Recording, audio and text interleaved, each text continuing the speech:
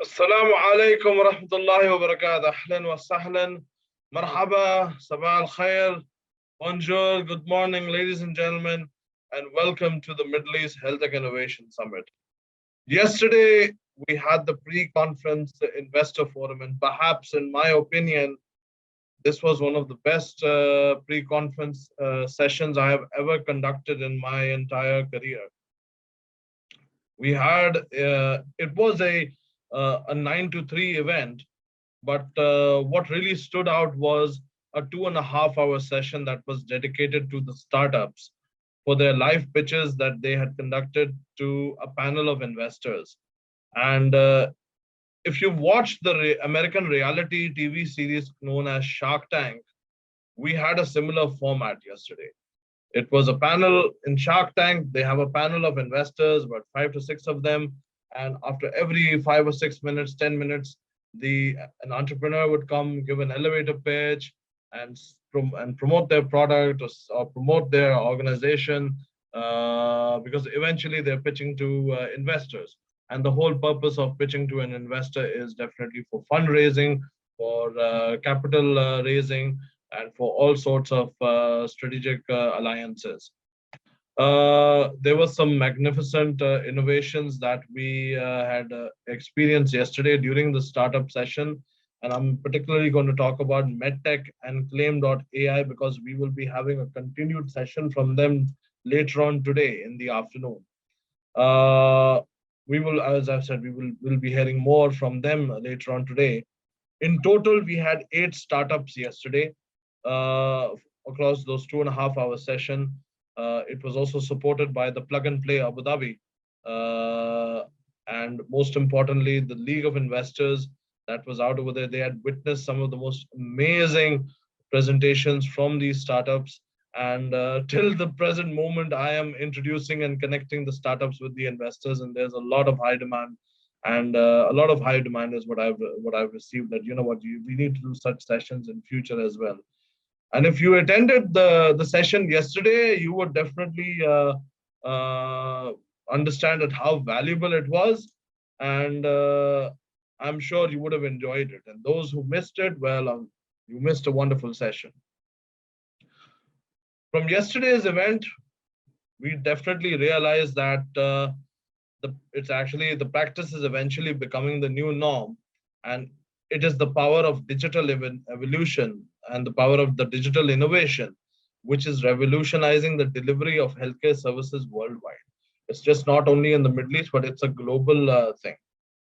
And most important, that is where the money is right now in. Investing in innovation, investing in digital transformation across the healthcare sector. Over the next 2 days, the conference is all about leveraging with technologies from the 4th industrial revolution to enhance access to healthcare for a patient's quality of life. To my entire speaker roster, I would like to thank you very much for your support in making the event happen. And I would like to extend my gratitude to our sponsors and partners for their support to ensure that the event happens.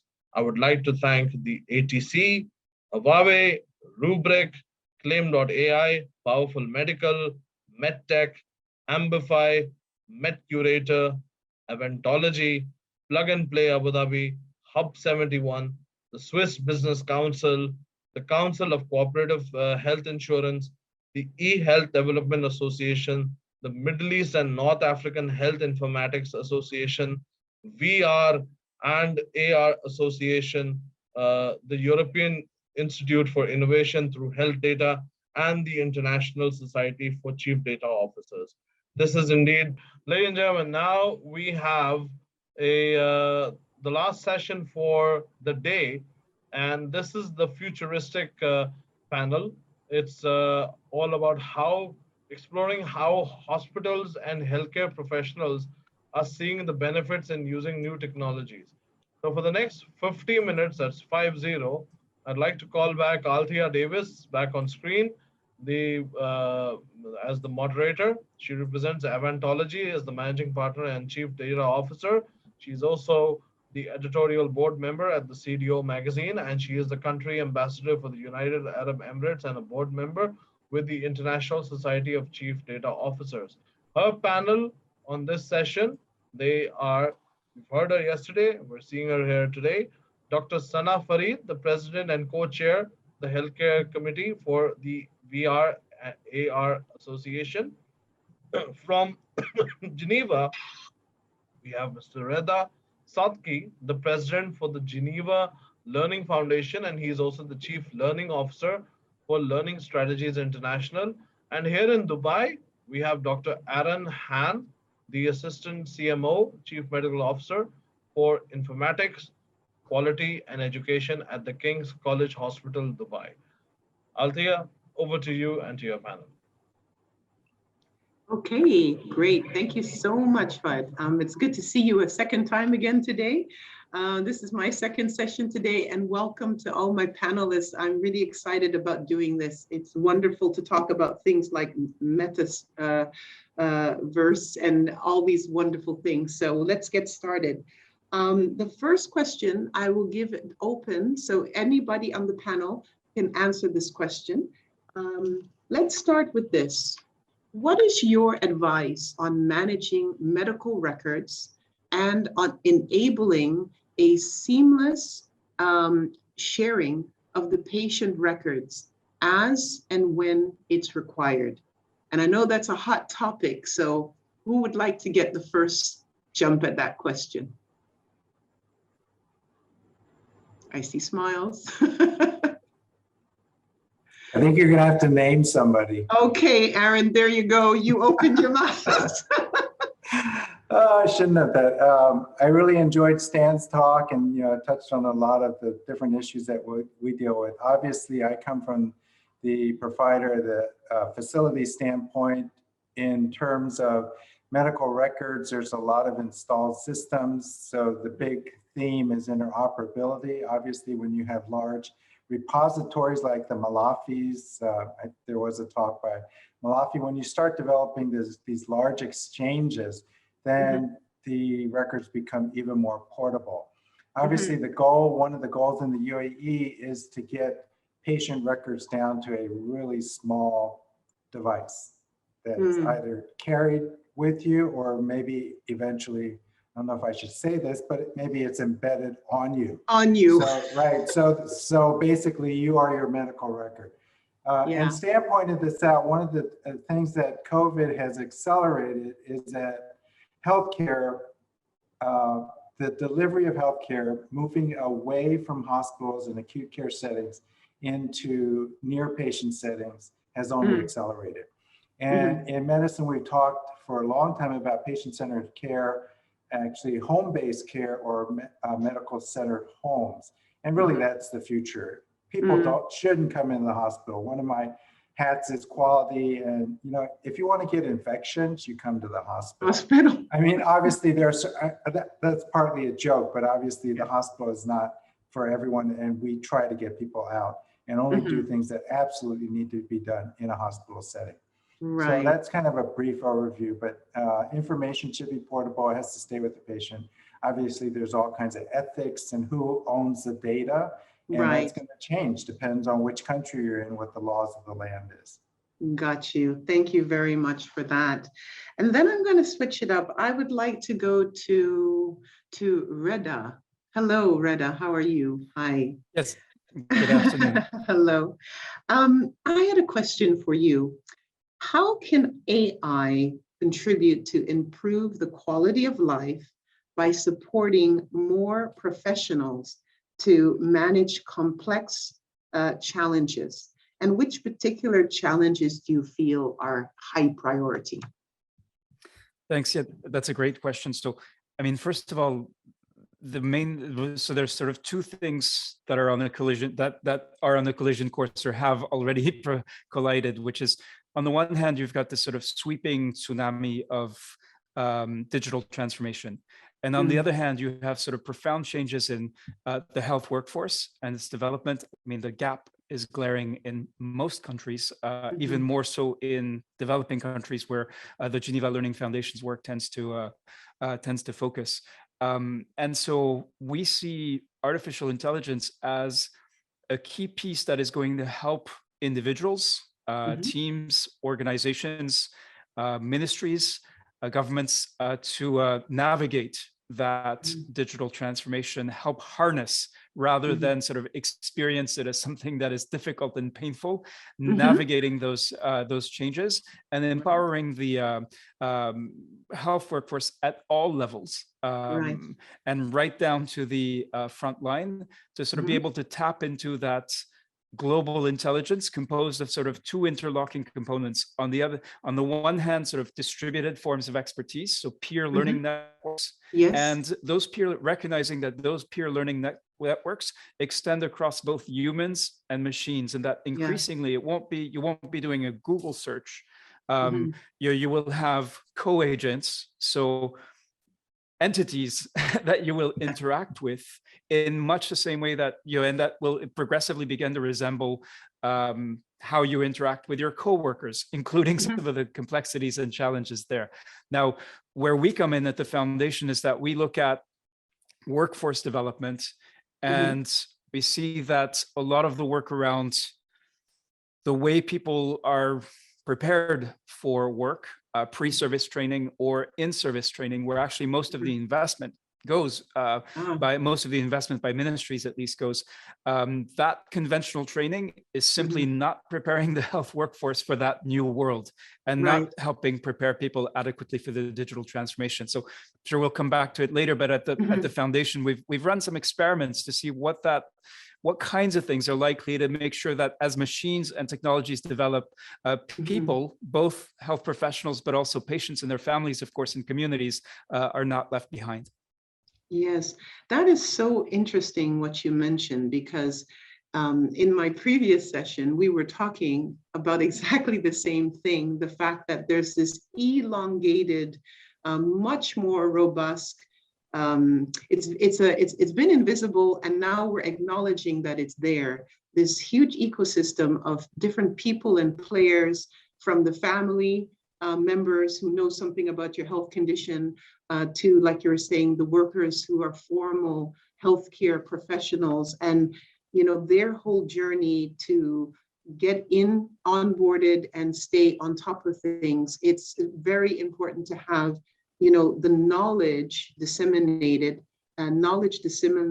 and readily available to help and complement the workers so that they can really stay on top of things. I think there's a really common theme that also came up in the other session. So if you look at the complex challenges, pick maybe top 2 or 3, which ones would you say, particular ones that you say, I think those are ones that I would like to highlight? So I don't know if that question is addressed to the entire panel. Oh no, I was addressing it to you. So okay, yeah. So because Aaron did his part already. The sort of hospital care, so that there's a sort of hospital and broader healthcare infrastructure right down to the clinic level, right down to the front line. Yes, I think there is a sort of an established corpus of how you manage that, how you develop, maintain, grow that infrastructure, what determines quality. On the other hand, the sort of infrastructure for digital health more generally, and then within that component, that means largely unimagined. I think the people in this room and in this event are likely to be amongst, to remain somewhat exceptional. I don't know if we can speak of ourselves as outliers, because many of us are decision makers. Many of us are shaping the policies of the future. But I would say that infrastructure is largely unimagined and unbuilt. And we kind of have a choice wherever we sit. It's clear that digital technologies provide a new economy of effort, and we now have the means to do things that were simply unimaginable before. And it's about carving out the space for critical reflection, both on how to support humans and how they're going to engage with their co-agents, but also what that infrastructure looks like. overall, and how that shapes the future, because it's really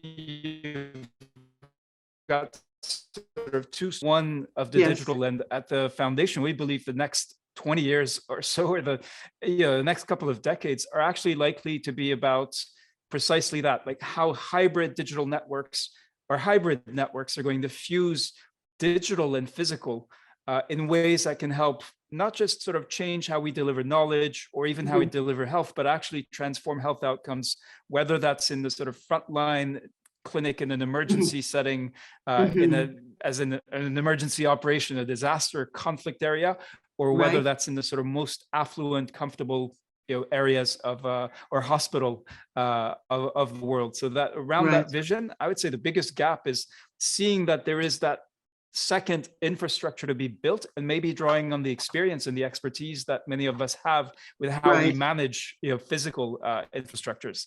Great. Thank you very much. Thank you for that extra insight. And then Sana, I of course want to have the ladies get a chance to have access to the mic. Dr. Sana Farid, welcome. I have a question for you. So how would you, what would you suggest in terms of enhancing the digital consultation and create a virtual trust among doctors and patients? What would you suggest? First of all, thank you, Althea, for the question, and very excited to meet you all, the panelists, and thank you to the organizers of the Middle East Health Tech Innovation Summit. So consider, the doctor-patient relationship is something very personal. If we take the clinical visit and set that as the best practice and work on that when we're coming to the digital interaction. So try to make it as close as possible to that, because this is really difficult for the patient. The patient is already, if they're scheduling or approaching you to a digital appointment or using digital technology for an appointment, video consultation, or any other method, their major issue is their health related issue and not the technology related issue. So basically, I think there are a number of things that we can do. First of all, it is essential for your patient to see their doctor. I don't agree with surprising them with a new face, with a new appearance of the doctor or a new environment. Already the entire system, the video consultation, is new for them. So I think the key lies in minimizing the new things and maximizing things that they're already used to. Now, what are the things that they're already used to? Let's suppose I'm meeting my own patient today.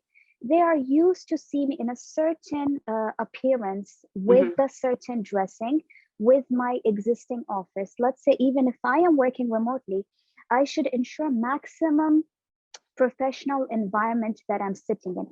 The things that we commonly suggest during the Zoom conversation: make sure the lighting is adequate, make sure your appearance is good looking, you look neat, you look clean, and make sure that you are looking at the camera lens, because the patient will see that you are most likely looking at them. In general, I think this is to start with.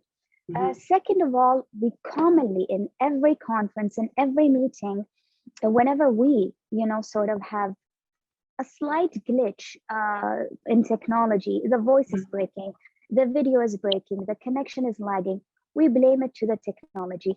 I don't very much like this practice because number one, it is understood.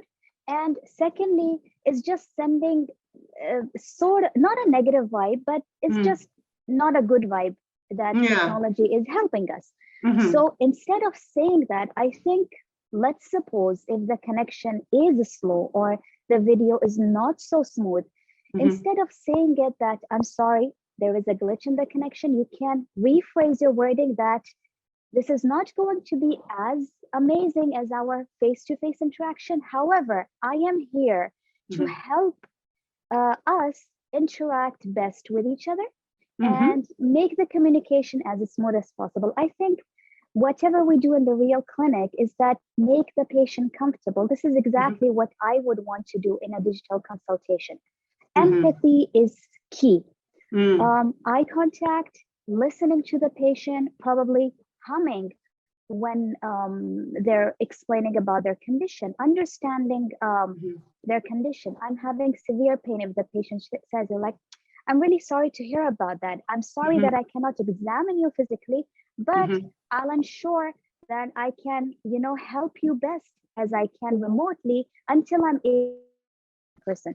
So these are some small things that can happen, but other things that if we move on to, let's say, sharing information. Now, obviously, in the real clinic, if you can recall, we often, if we have an X-ray image, we try to call the patient that, see, this is what's happening to, let's say, for example, your knee joint.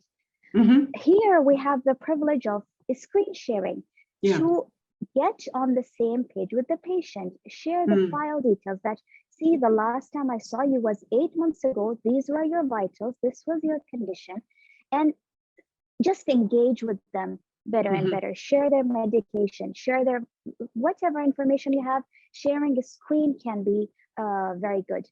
And these sort of practices, and then even whenever you're recommending the next step, the medication, do it with a lot of empathy, because the key here to understand is that this is a major gap. Personally, I've seen it with my patient, I've seen it with my family when they're consulting with their patient, because they will get back to me and with a lot of unsatisfaction, that I wish I could see my doctor. I wished if I was really looking forward to this appointment, but it converted into a digital a video conversation. So these are small steps, and it's a group effort all together. I have to make sure that my nurse, if they're involved with me, are following the same practice. If I'm, and the rest of the things. Second thing I think, which is very important for the healthcare provider, is that having a video consultation gives us an insight about the patient's life. This is where I get to see, in a very normal day where the patient is sitting at the comfort of their seat, how is their behavior? What is their environment they're living in? Are they well dressed for this video consultation, like we all are today in this panel discussion? When they're coming to the clinic, stepping out of the house, most of them would dress well, but how is their behavior at their home? How is overall the environment? Do you see any pets around, dogs or cats jumping? Do you see a clean environment, or is it a, all of these are helping us when we talk about personalized care. These are all the steps that are going to count in whenever we talk about personalized, and especially the key topic for today in this summit, data. For me, data is not just about the vitals, the age, the ethnicity, the genetics. For me, it's also about everything that makes you a person. The sunlight exposure, the environment you live in, the cleanliness, the habits. Do they have a bookshelf behind them, or a TV, or probably they have a gaming device or something? So all of these things help us to understand each other better, and building definitely trust better. And again, to close the meeting, I would highly recommend closing in such a way that, again, building maximum trust. I really enjoyed this. This is how I would do it. I would tell my patient that I really enjoyed our session today. I enjoyed seeing you at your home, and if I noticed, let's say, a painting or something, I would compliment that to again have that connection, and again ensure them that I'm looking forward to our future sessions, whether it's physical or online or virtual. Right. Thank you very much. I mean, I have had digital consultations, but I would love to have one from you. I think a lot of doctors. Hope you don't need that. Chip off your block, my dear. Chip off your block. Really well done. So, what you've said, a couple of things I just wanted to highlight. Empathy. I mean, all around, face-to-face, digital always works best. And also to the point that you mentioned, data is not just bits and bytes, people in facts, but people in context. So their disease in context, their lifestyle in context, and how it influences their mental and physical health or emotional health. I think you really hit it right on the nail. Thank you very much for your answer. So I'm looking at the time, and I know that the audience might have questions, so I'm going to move on to the next two questions. Erin, I'm coming back to you. Erin, how do you envision the creation of customized treatment design to provide better patient care? That's a great question. There are several streams that are pointing us in that direction.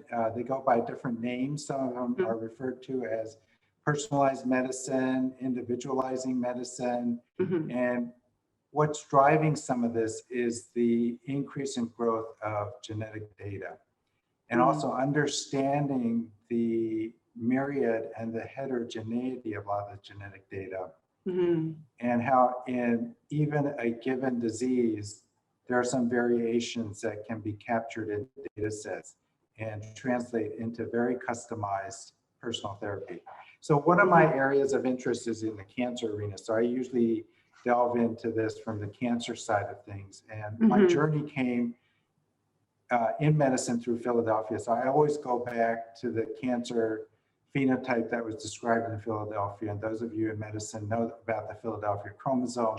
And it was described by two gentlemen who saw this recurrent translocation in the chromosomes between chromosome 9 and 23 out of the 23 chromosomes. So they described it, and over time, then they understood what were the genes that were involved.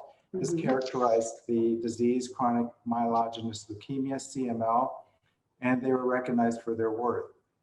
And part of my journey, actually, when I trained in cancer pathology, Peter Knoll, who was one of the two that described this, was one of our mentors. And I used to sit in conferences where we would present cases, and he would sit in the back. And usually one of the senior residents would turn to me and say, "You know who that is?" And we would look back and say, "Who is that?" And he said, "That's Peter Knoll." You know what he found? He found the Philadelphia chromosome. So my history always goes to Philadelphia. And the Philadelphia chromosome. As a result of that, medication came out that targeted that specific kinase, that specific gene. And so today, for that disease with a genetic mutation, patients get that medicine. Now, when you start looking at it, what we've gone to is defining not only broad category disease. So you can say, well, you have diabetes, but that oftentimes is not enough for people. Well, you have heart disease, but what kind of heart disease or what class of heart disease?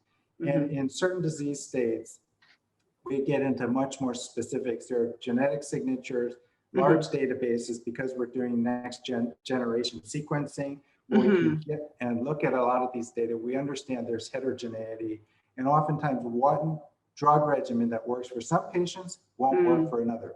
So for this personalized approach, I use the analogy of the long tail. I don't know if you've read that book, The Long Tail. No, I haven't, sorry. It's the story of retail and why Amazon actually wins. You know, so for example, my generation, my parents' generation, their favorite shopping place is Walmart, but not just Walmart, Costco, right? You buy big volumes. I was about to say, I remember that in the States. So you buy like boxes of the same thing. Are you going to go through that? Maybe not. But in medicine, that's been our treatment. You got diabetes? Fine. You get this medicine. So millions of people have diabetes. They go out, get medicine. So in retail, in the past, the winning solution was also the big box. Who's your favorite music? Who's your favorite musician? Well, he's passed now, David Bowie, but I love him. Yeah. Okay, so when you think about David Bowie's greatest hits, how many albums did he sell? Like tons. What? Millions, billions, right? You know, I like ABBA. Everyone has their favorite. Everybody loves ABBA. Come on. Right. So in the past, you want to win in medicine, you go big. Yeah. And you're the expert, and millions of people all come to you for the same treatment. Right. So you're the ABBA gold record. But the long tail means the paradigm is flipped. You have 10 people that share the same genetic mutation, or 100 people. So you're talking about the tail of the curve. Right. The vast majority of people may share this gene mutation, but there's millions of people over there, very few recurring mutations.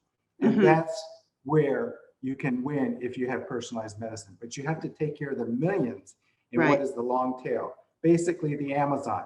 So you're selling treatment to groups of 10, hundreds, maybe fives, but you capture the whole tail. Based on genetics, based on matching therapy that matches to the driving genes that drive it. And that's really where personalized medicine and individualizing medicine is going. That is really fascinating. There's a question that came through from the audience. Thank you very much, Aaron, for that.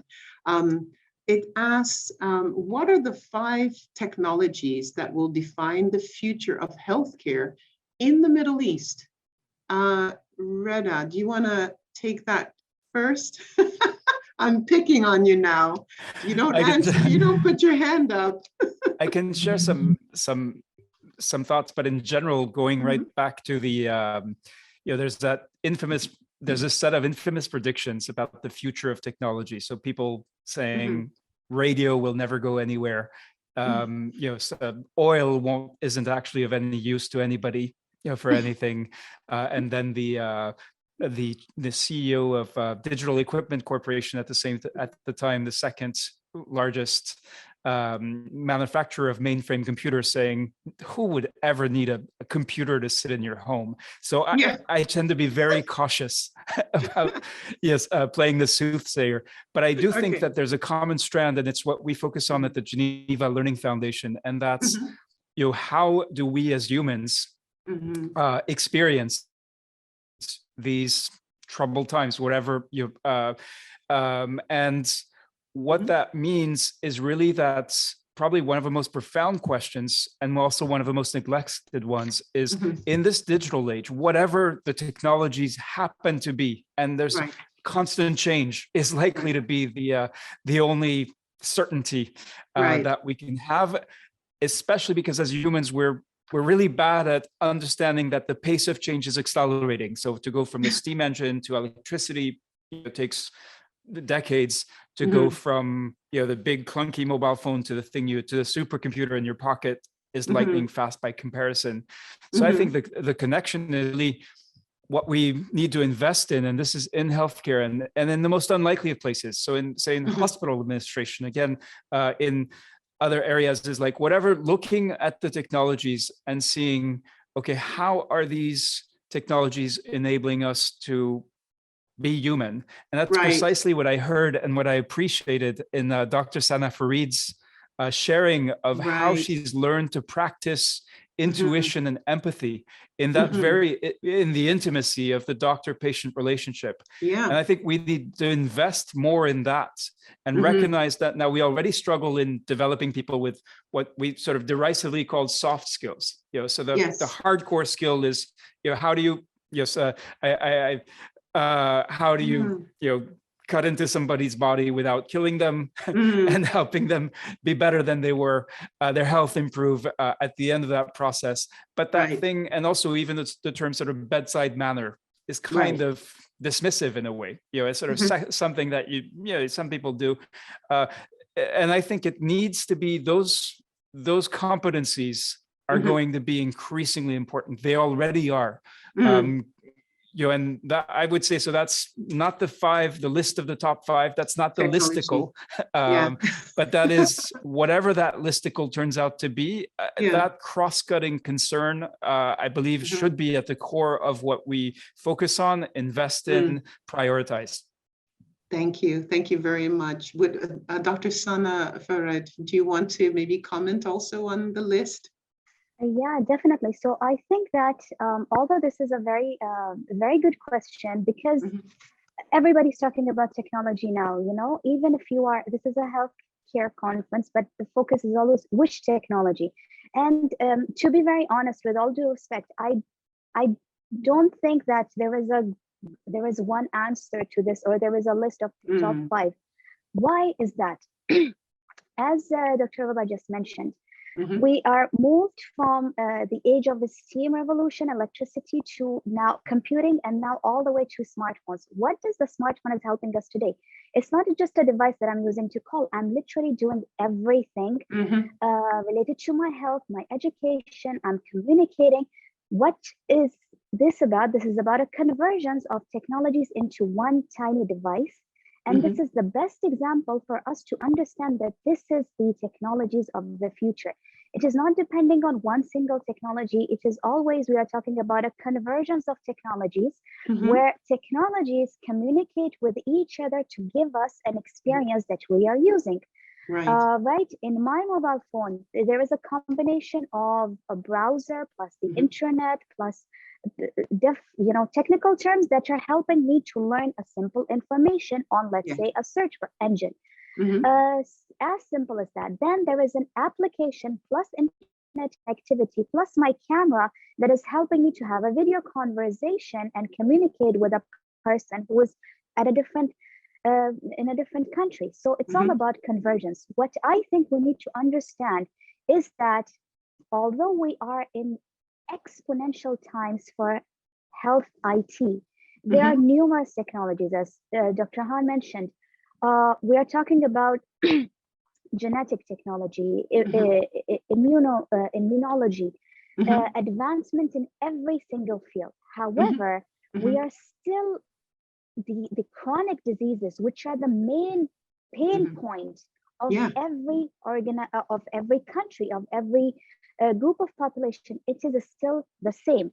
In a previous question, we learned about the metaverse, the AI. Is that how? I wish if somebody can actually give me a number on how much did actually all of these amazing terminologies have contributed to existing epidemics across the region. This is very important. So what we need to understand is that let the technology go as it is going. What I think we need to understand is how do we use existing information to solve the issues that we already have. For example, if I am guiding a new patient for a remote therapy or something, instead of encouraging them to buy a new device or invest into new something, I must understand what are the tools that they already have, what is the support system that they already have that can help them. A very basic example is for this is that my mother suffers from osteoarthritis. I know it's a bit personal to discuss it, but it's very important. Her doctor suggested her a number of devices, equipments, gym equipments and stuff to use that. And she was very uncomfortable because this was a remote consultation. She does not understand where this is leading to. She does not want to invest in anything new. What I suggested for her is that simply using her smartphone to download an existing application, which is already used by another hospital. It is recommended by a number of expert physiotherapists, orthopedic doctors. That gives you a list of exercises that you can do at home. Whenever you are in need of lifting a weight, you can use the water bottles or a heavy pillow, for example, or a number or set of books. You need to utilize existing things because, see, again, as I keep saying, this is a transition for everyone. Instead of making it more and more difficult, you need to understand how to make it easier because our end goal, see, if my patient is investing in a new machine, even if I am the vendor, let's say, I think ultimately my goal is not that $100 or $1,000 I'm earning from that. My actual win is when the patient is benefiting. And instead of making them further away from the suggested treatment, I should show them simple, tiny step on how to make that happen. So for me, I don't think there is a promising technology, but it's about believing in technology is essential. Believing in the tools that I have today, whether it's a smartphone, a smart TV, anything, even a good network of people, of friends who are, discussing with each other. So I think the acceptance that technology is here, it's here to stay, it is here to help us. The acceptance that this is the fourth industrial revolution, just like the past industrial revolution, it is invading our lives. It is all for the good. it is us who have to, open up and be acceptable for it. And Mhm. if my doctor is recommending something, I should listen to him or her with open ears. This is Yes. my answer to this question. Thank you very much for that. It's all about inclusion and the diverse way of thinking and feeling and being able to, like you said, it has to be relevant for the patient for it to be meaningful. We have a second question from the audience. Can I give you my 5? Oh, sure. Go ahead. right. Okay. I'm sorry, Aaron. I That's didn't all want to right. exclude you. I'm going to give It's you my inclusion. 5 best investable ideas. Okay. Number 1, and these are not in any order. So if you have Go like ahead. $50,000, you want to spread out your bets. If you win, send me an email. Number Okay. 1, pandemic, black swan event prediction. I'm actually working with a startup company called Alliance Care Technology, and we're building an AI-driven algorithm to help preemptively, based on symptoms, Mhm. alert authorities when a potential pandemic is showing up. So number 1 is Cool. preventing the next black swan. Mhm. We knew COVID was coming. It's been hundreds of years. We knew the next big thing was coming. Can we predict the next black swan? Yeah. Number 2, mobility. We all know about Uber, but Yeah. one of the sweet spots that healthcare has not exploited is location, mobility, and healthcare.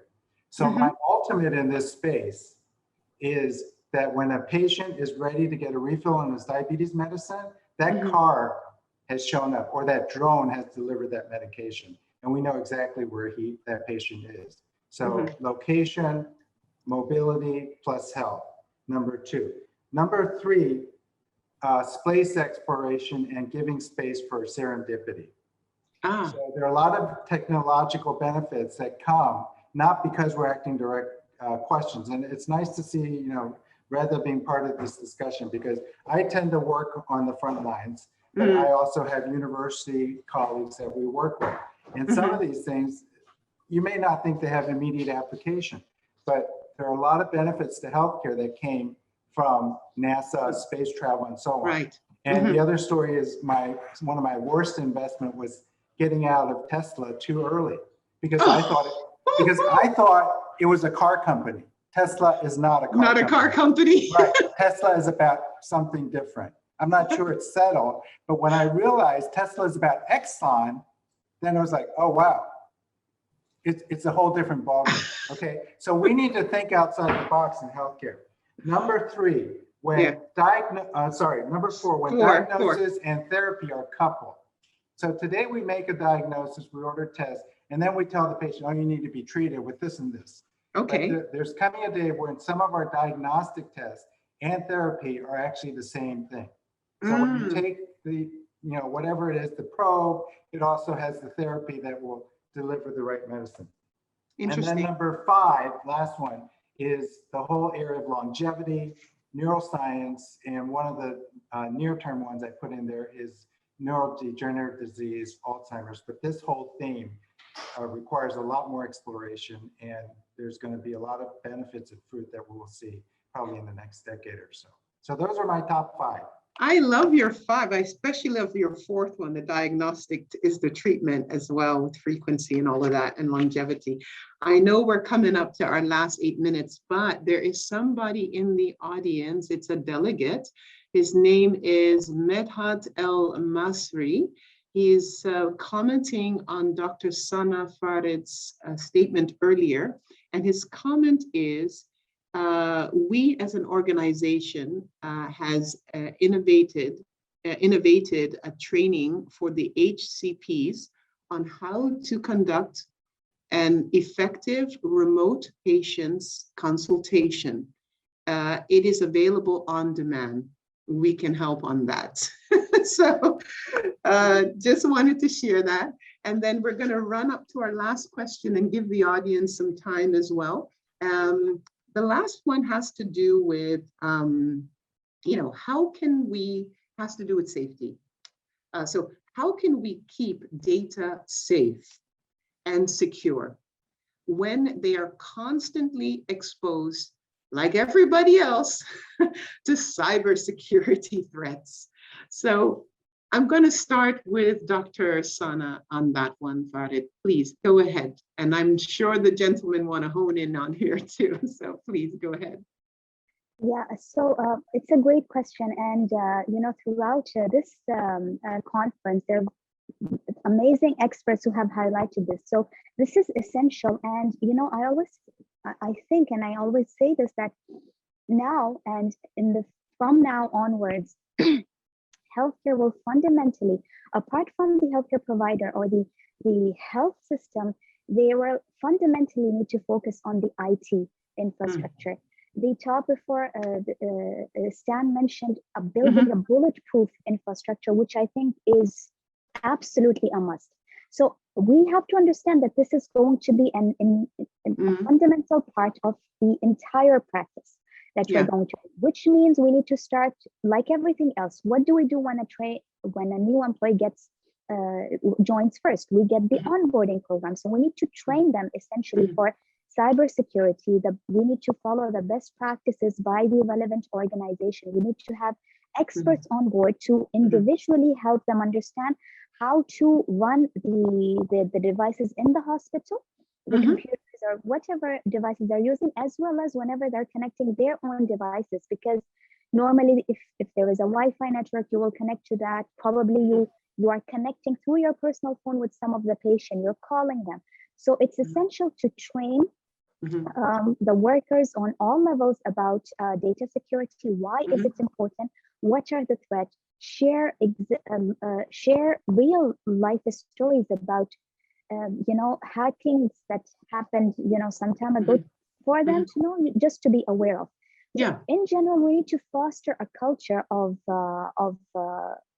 cybersecurity awareness and help them. And then, the related practices there are, of course, I'm not the right expert in this area, but there are experts who define, a number of best practices. For example, having complex and strong password, and implementing role-based security in the EMR system when we're having. So if I am a nurse, then the type of information for the patient I'm seeing is different than the doctor, for example, depending on the level that I would need access to it. Encryption of the data, communication. If I am a group of hospitals, so how is each individual hospital communicating to each other? So it's I believe the rest of the panelists will be able to address this better. But in essence, I just want to communicate that this is an absolutely integral part of any healthcare system. Thank you very much. Reda, could you comment? So what I can say, so at the Geneva Learning Foundation, we're actually developing a fully digital education platform for global resilience. So really to support new kinds of learning and leadership to drive action against critical threats to our society, starting with pandemics, the next black swan. And so this question of cybersecurity has been dealt with in education, and there's a complex set of issues there. And what we've been exploring is that intersection between the issues where if you have health professionals working together in a digital platform, you may have patients, families, and communities also involved. We've sort of doubled the size of the challenge, and we've realized that if we don't prioritize early at the design stage, it's likely to be far more difficult and far more costly, to address these issues and challenges, preferably before disaster strikes. So again, that sort of prevention and preparedness mindset seems critical. It would be kind of ironic if a global platform against a critical threat to our societies came down because of a cybersecurity issue. But so it's, having said that, it's not my area, but we know we need the experts, and we need to prioritize it in terms of what we're investing in to develop this platform. Thank you very much. Thank both of you. And Aaron, I'm sure you want to say something about it here in the UAE. I'm going to try to keep my comments brief. Stan touched on it, Dr. Farid and Reza touched on it. So when I work on projects in the hospital with my team, there are 4 Ps that are involved. When we touch on the 4 Ps, some people use 3. platform. Number one, make it bulletproof. Know where your weak spots are. Right. Get the best platform for your buck. If you want to have a security platform, I can recommend one. It's actually the only one I know. I don't have any shares in it. I have no financial stake in it. Darktrace is the name. It comes out of UK. Actually, it's an AI-driven algorithm. It looks for patterns, abnormal patterns on your server, and then it flags that you get to investigate and to decide if it's a real threat. Platform number one, get the best you can. People is number two, and we'll go back to people, but you got to train your people. So the training I call procedures. Make your procedures standard, reiterate it, refresh it, always be training and update the training. Then policies, Stan talked about policy. Make sure your policies are robust, run against their ISO standards for security. So run it against whatever the benchmark or the standard is. And I want to end with a story because I picked up this book. It was like a 20-year-old book. It was on cybersecurity. It wasn't on cybersecurity. It was on security and breaches and scams. Nothing has changed because the human element is the same. So I'm going to change the name. But once I got this email that said, LinkedIn, Warren Buffett wants to be your friend. I looked at the profile. That Warren Buffett had 5 connections. I was flattered for like 10 seconds. Yeah. That's the base. I mean, that's basically the scam. Human nature has not changed. Scamming preys on the same thing. So in terms of people, if you can afford it, hire the best hacker, or if you have a teenager, put them on your payroll, and test out your system. And once a month, send your CEO a scam email and see if he falls for the phishing. Yeah, thank you very much, all 3 of you. Being a chief data officer, I wanted to give my 2 cents to that, and it's really true. Using ethical hackers, and to your point, it is that's part of the resilience, and having like a whole value chain approach to your cyber and make it data centric, because at the end of the day, what are they hacking into to get? It's information, it's knowledge. So that might be interesting. Bitcoins. They want your bitcoins. So watch your bitcoins. Yeah, they're going for that too. Those are amazing assets. But I just wanted to say thank you all so much for such a, invigorating discussion about healthcare from all the different perspectives we've talked about. I thoroughly enjoyed it. I see a lot of smiles. There's been some questions and comments from the audience. So I think we did our job. And thank you so much again. And have a wonderful day wherever you are in the world. Take care from Abu Dhabi. Thank you. Thank you, Althea, and thank you to the panel. Thank you, Althea.